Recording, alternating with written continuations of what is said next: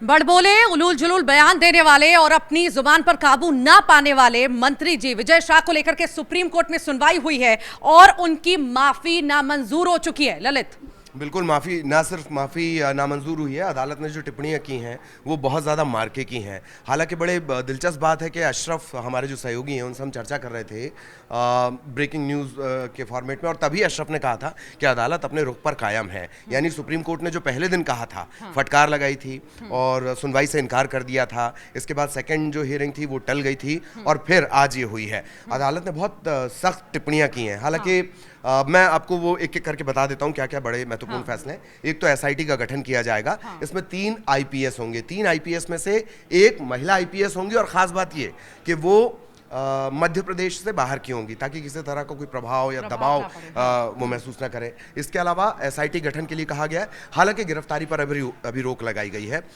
सबसे बड़ी अदालत की तरफ से। ये भी कहा गया, ये चूंकि मुझे पढ़कर आपको सुनाना होगा, बड़ी मार्के की बात।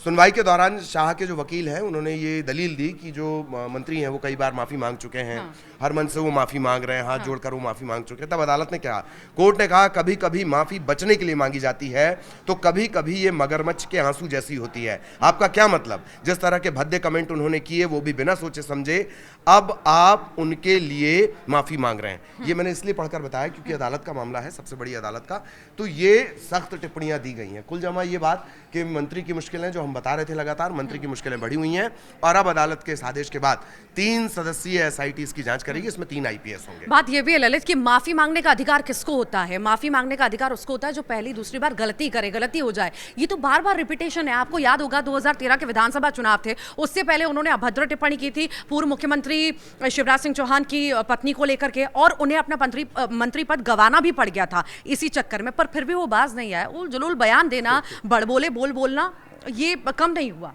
ये ज़ाहिर तौर पर ये एक मान के चलिए आप कि वो जो ये कुछ जगह मकड़ी रियासत बोलते हैं, कुछ जगह इसे मकरई भी कहा जाता है। उस रियासत से ताल्लुक़ रखते हैं, उस राज परिवार से ताल्लुक़ रखते हैं। इनका एक तरफा रसूख है। अगर कोई एक मुकेश दरबार करके, मैं अगर गलत नहीं हूँ तो दरबार है, उन्होंने इनके खिलाफ आवाज़ उठाई।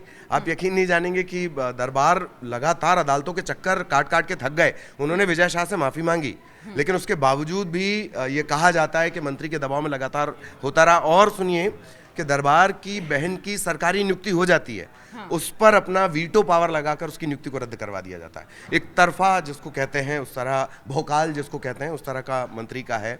और जिन बयान की आप बात कर रही थी, जानकार ये कह रहे हैं कि आखिर क्या वजह है, बीजेपी एक्शन क्यों नहीं ले रही, बीजेपी की तरफ से कुछ किया क्यों नहीं जा रहा है। उसे लेकर ये कहा जा रहा है कि तब ये याद किया जाता है, जिसका आप जिक्र कर रही हैं, कि भाई 2013 में ऐसा क्या था। तत्कालीन मुख्यमंत्री की पत्नी साधना भाभी के ऊपर अगर टिप्पणी की जाए तो मंत्री पद जा सकता है, लेकिन अभी ऐसी क्या वजह है कि कोई सख्ती नहीं बरती जा रही है, जबकि वैसा प्रभाव नहीं है जो पहले के चुनाव में 2018 के 8 के समय हमने देखा था। अभी वैसा प्रभाव उनके क्षेत्र में हम नहीं देखते। दरअसल ये पूरा मामला ऐसा है कि आदिवासी जानकार जो कहते हैं, आदिवासी वोट बैंक मध्य प्रदेश में बड़ा है। 47 के करीब विधानसभा सीटों पर इसका सीधा असर है और 6 से 7 लोकसभा पर इसका सीधा असर है। आदिवासी चेहरों की बीजेपी में हमेशा कमी रही है, कांग्रेस के पास बहुतायत में, और एक कोर वोटर भी माना जाता था पहले। आदिवासी चेहरों की अगर बात करें, सबसे बड़ा जो चेहरा है वो विजय शाह है, और अगर ऐसा कोई एक्शन लिया जाता है तो उसके फिर परमुटेशन कॉम्बिनेशन एक संदेश ये माने कि सरकार शायद इस मामले में ज्यादा सख्त ना हो, पर कोर्ट पूरी तरह से सख्ती दिखाएगी। अदालत ने बिल्कुल साफ कर दिया है। आप देखिए कि मध्य प्रदेश हाईकोर्ट ने उसी दिन एफआईआर को लेकर किया कहा, एफआईआर है, धाराएं लगी हुई हैं, उसमें ये लिखा हुआ है, धाराएं सब लगा दी गई हैं। क्यों धाराएं लगाई गई हैं? कृत्य का जिक्र नहीं है। मैं टेक्निकल शब्दों में बता रहा हूँ, कृत्य का जिक्र नहीं है, अदालत ने ये कहा है। तो उन्होंने ये भी पूछा कि ये मंत्री को बचाने के लिए आप इस तरह की एफआईआर लिख रहे हैं, क्योंकि जिस तरह की एफआईआर लिखी है, विजय शाह किसी भी अदालत में जाके कहेंगे कि बताइए, इसमें तो ये है ही नहीं कि मैंने किया क्या है, टेक्निकलिटीज।